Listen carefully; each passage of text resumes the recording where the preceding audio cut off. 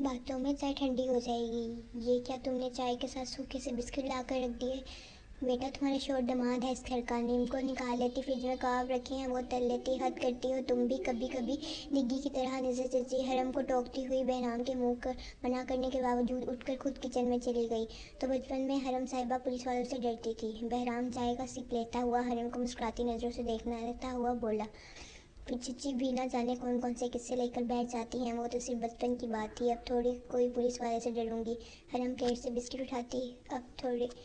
اٹھاتی ہوئی بہرام سے بولی، ہاں اب تو حرم صاحبہ کو ڈائریکٹ پولیس والے سے پیار آ جاتا ہے۔ بہرام کی بات پر برش کرنے کے باوجود گھورتی ہوئی بہرام کو دیکھنے لگی۔ بہرام ساری آوازیں کچن میں جاتی ہیں، آپ کی طرح نظر چچی کے کان بھی بہت لمبے ہیں، کچھ تو خیال کرے۔ حرم کے گھبرا کر بولنے پر بہرام مسکرانے لگا۔ اتنے میں چچا جان گھر آ گئے تو حرم انہیں سلام کرتی حال احوال پوچھ کر خود کچن میں چلی آئی۔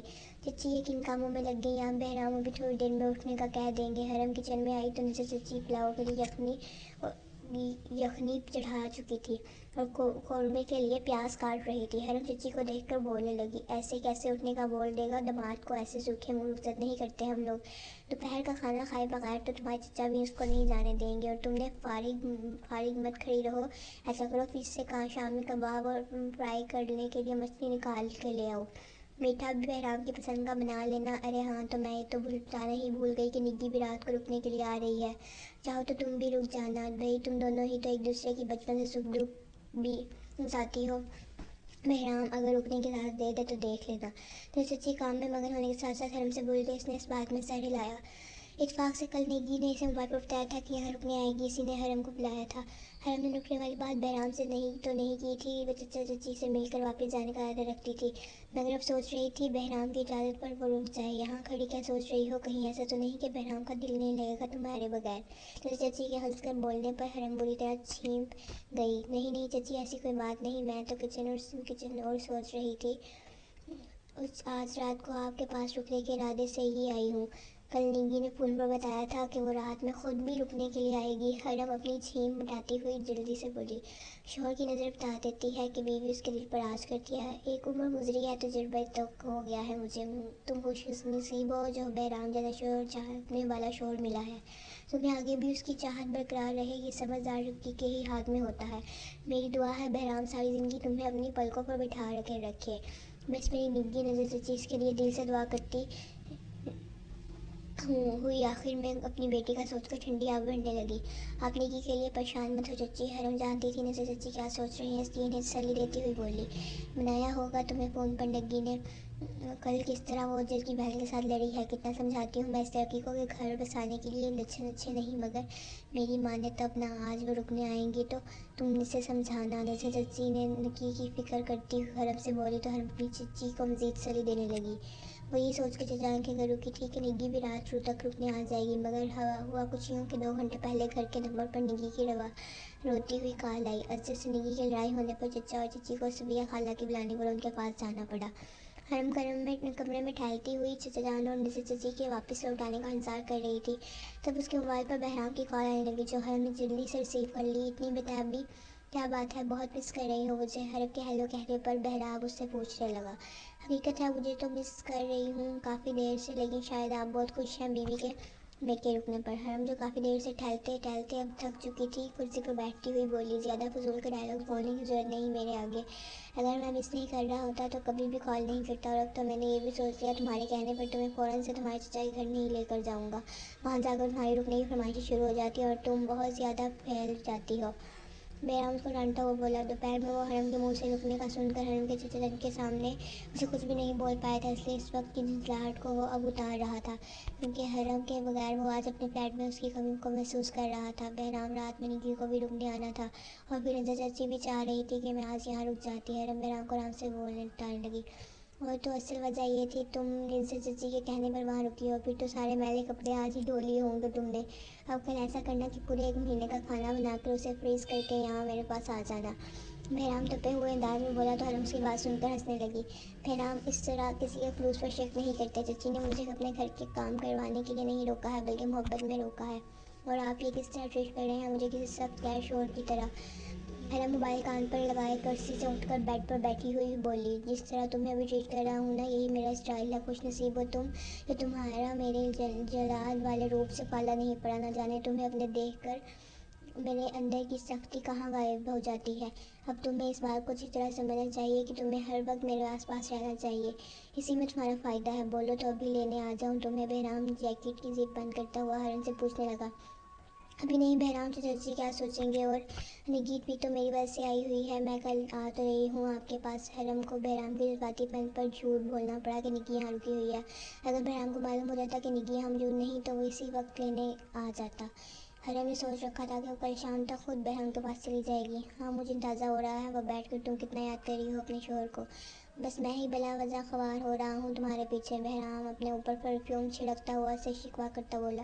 ऐसी बात नहीं है बहराम, मैं वाकई आपको याद कर रही हूँ, मगर इस तरह रात में आपके साथ आ जाने पर आप खुद सोचें कितना अजीब लगेगा। क्या सोचेंगे सब लोग। हरम बहराम को समझाती हुई बोली। निगी की अजद से लड़ाई हो चुकी थी। वो भी रात में इस तरह चली जाती तो चचा चाची ना जाने कैसा महसूस करते। ठीक है, अगर मुझे मिस कर रही हो तो फिर मोबाइल पर ही किस दे दो।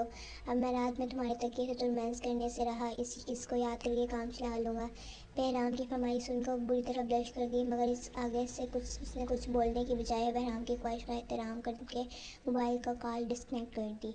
इस पर बहराम हंस दिया। वो लाजमी अपने अमर पर खुद शर्मा चुकी थी, तभी उसने राब्ता मुनक़ता कर दिया। बहराम सोचता हुआ घर लाक करने लगा। उसे बारी साहब के एड्रेस पर जाना था ताकि अकबर का मालूम कर सके। और बहराम बिना इतनी अजीब फरमाइश करते रहते हैं। हर मोबाइल रखती हुई खुद से बोली तो घर का दरवाज़ा बजने लगा। आ गई चचा जान और चची वापस। हरम सोचती हुई दरवाज़ा खोलने चली गई, मगर सामने खड़े वजूद को देखकर वो सख्ते में आ गई। यही वही स्टोर वाली उसकी हमशक्ल लड़की थी जो उस दिन उनकी तरह उसे देखकर जीप पर स्टार तरीके से मुस्कुरा रही थी। उससे पहले हरम उसे कुछ बोलती अकबर ने हाथ में पकड़ा हुआ स्प्रे उसके चेहरे के करीब लाकर कर दिया, जिसके बाद हरम होश से काफिले होकर नीचे फर्श पर गिर गई। ऋषि जल्दी से उसे उठाकर गाड़ी में डालो। अकबर हरम के बेहोश नीचे पड़े हुए वजूद को देखकर अपने ड्राइवर को कम हुई बोली। आखिर तुम समझते क्यों नहीं हो। अकबर अब इस दुनिया में नहीं रही। अगर बकौल तुम्हारे वो जिंदा है तो इसने मुझसे अभी तक कांटेक्ट नहीं किया, इसलिए मुझे बिल्कुल अंदाज़ा नहीं है कि वो इस वक्त कहाँ पर मौजूद है। भाई साहिब अकबर के अंकल अब की बार बहराम के पूछने पर ज़रा तेज़ लहजे में थोड़ा झुंझलाते हुए बोले। अपनी आवाज़ नीची और लहजा दुरुस्त रखकर मेरे सवाल का जवाब दीजिए। मत की समझिएगा कि अकबर के रिश्ते की हैसियत से मैं यहाँ आपसे उसके बारे में पूछने आया हूँ। उसके ऊपर केस है यूनिवर्सिटी ड्रग सप्लाई करने का। अगर आपने इस मामले में इसकी हेल्प की तो इसको स्पॉट करने के जुर्म में आपको भी हिरासत में लिया जा सकता है। बहराम बगैर नरमी बरते बारी साहब से बोला तो वो कुछ परेशान होकर सोच में पड़ गए। जैसे ही हरम ने अपनी आंखें खोली तो इसने अपने आप को अजनबी कमरे में मौजूद पाया। वो तेजी से उठकर बेड पर बैठी तो सामने सोफे वही उसकी हमशक्ल लड़की उसके कपड़ों में मौजूद थी। हरम हैरतज़दा होकर अपने कपड़ों को देखने लगी। उसके बदन पर मौजूद लिबास टॉप और कैपरी उसका हरगिज़ नहीं था। वो दोबारा अकबर को हैरतज़दा होकर देखने लगी। हूँ बेवकूफ़ों की तरह मुझे घूरने की जरूरत नहीं है कमर का लड़की। मैं तुम्हारे शोहर की पहली बीवी हूँ अकबर सोफे से उठकर कदम उठाती हुई हरम के पास आई और उसकी कन्फ्यूजन दूर करती हुई उसे बताने लगी। तुम्हें तो बहराम ने, मेरा मतलब है तुम कैसे ज़िंदा हो सकती हो। बहराम अकबर को ज़िंदा अपने रूबरू देखकर परेशान हो चुकी थी। तुम ये समझ रही हो कि मैं मर गई थी स्टूपिड गर्ल। एक बात मेरी हमेशा याद रखना, मुझे बहराम से ना तो मौत दूर कर सकती है ना खुद बहराम मुझ पर गोली चलाकर अपने आप से दूर कर सकते हैं। तुम्हारा शोहर तुमसे पहले मेरा शोहर है, उस पर मेरा हक तुमसे पहले और तुमसे ज़्यादा है। समझ आ रही है तुम्हें मेरी बात। अकबर हरम के करीब आती हुई उससे बोली तो हरम बेड से उठकर उसके सामने खड़ी हो गई। तुम बेशक बहराम की पहली बीवी सही, मगर उन पर उसका हक ज़्यादा होगा जिसकी बहराम के दिल में जगह होगी, और ये बात तुम अच्छी तरह जानती हो। इस वक्त उनके दिल में तो क्या, दिल के किसी कोने में भी तुम्हारी जगह मौजूद नहीं है। हरम उससे बगैर डरे बेखौफ से बोली तो अकबर बिल्कुल खामोश हो गई। जो अकबर ने गुस्से में हरम को देखकर अपने कुत्ते को पुकारा तो कमरे के दरवाजे से एक बड़ा सा कुत्ता नमदार हुआ जिसे देखकर हम डर गई। जो ने एक नज़र हरम पर दूसरी नज़र अकबर पर डाली, फिर अचानक ही वो हरम पर छलांग लगाता हुआ बुरी तरह चिपट पड़ा। हरम जोजो से अपना बचाव करती हुई खौफ से बुरी तरह चीखने लगी, जबकि अकबर ने हंसते हुए जोजो की जंजीर पकड़ ली और उसे कमरे से बाहर निकाल दिया। हरम दोबारा खौफिया नज़रों से अकबर को देखने लगी। जोजो मेरा वफादार है, मुझसे प्यार करता है, इसलिए मुझे पहचानता भी है। लेकिन बात तुम्हारी भी गलत नहीं, इस वक्त बहराम के दिल में सिर्फ हरम की जगह है, ऐसा ही है ना। अकबर हरम को देखकर उससे पूछने हुए हंसने लगी। حرم خاموشی سے اپنے ہم شکل لڑکی کو دیکھ رہی تھی، جسے دیکھ کے اسے نہ جانے کیوں خوف آ رہا تھا، لیکن بہرام حرم سے اتنی محبت تو ہرگز نہیں کرتا ہوگا کہ وہ اپنی حرم کو اس کی خوشبو سے پہچان لے۔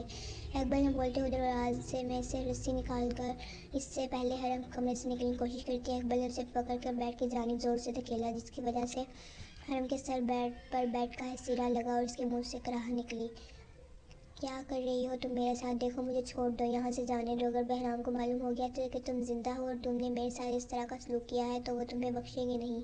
اقبال رسی سے حرم کے ہاتھ کمر کے پیچھے باندھنے لگی تو حرم اس کو اس کے قبل کے تائید سے آگاہ کرتی ہوئی بولنے لگی، کون بتائے گا یہ بات بہرام کو کہ اس کے پاس حرم موجود نہیں بلکہ اقبال موجود ہے؟ اقبال غصے میں حرم کا منہ جبڑے سے پکڑتی ہوئی اس سے پوچھنے لگی، بہت مزے کر لیے تم نے بہرام کے ساتھ، اس کے بستر پر سمجھ لو آج کے دن سے تمہارے برے دن آغاز ہو جاتا ہے اور میری رنگین راتوں کا۔ اقبال حرم کے منہ پر بڑا سا ٹیپ لگاتی ہوئی بولی۔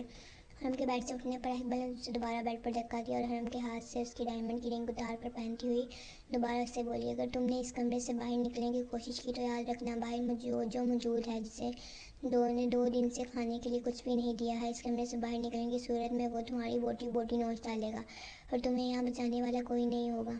اقبال حرم کو وان کرتی ہوئی حرم کو بیڈ پر روتا ہوا چھوڑ کر باہر نکل گئی۔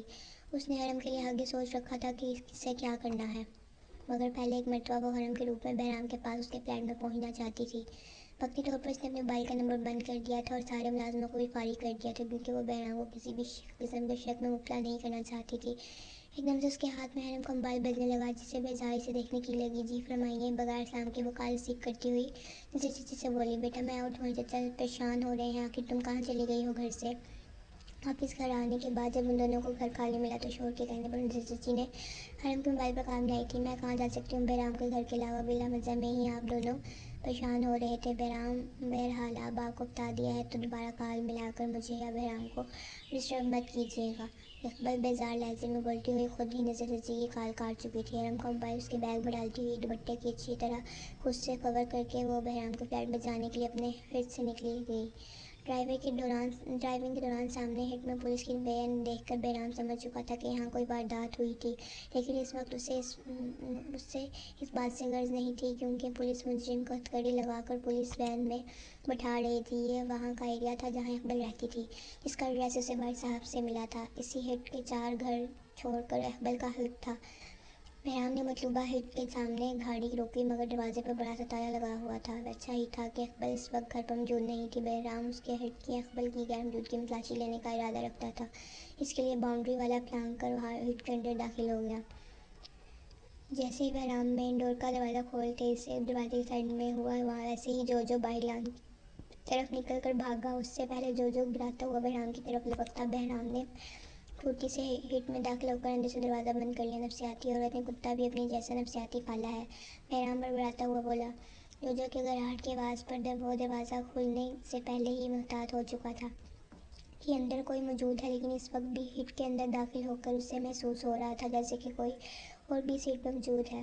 بہرام ایک ایک کر کے تمام کمروں کے دروازے کھولنے لگا۔ بند کمروں کا دروازہ کھول کر جیسے اس نے کمرے کی لائٹ آن کی تو اس کی نگاہ سامنے بیڈ پر گئی۔ بہرام سے ایک پل کے لیے اسے دیکھ کے جو چونکا، نہ صرف اس کے منہ پر ٹیپ لگا کر اس کی آواز کو بند کیا گیا تھا بلکہ دونوں ہاتھوں کو بھی پیچھے رسی سے باندھ لیا تھا۔ یہ کام لازمی گھر میں گھسنے والے ان ڈکیتوں کا ہو سکتا تھا جن کو تھوڑی دیر پہلے پولیس گرفتار کر کے لے جا رہی تھی۔ کیا ہوا؟ مجھے یہاں اپنے سامنے دیکھ کر خوشی اور حیرانگی ہو رہی ہے؟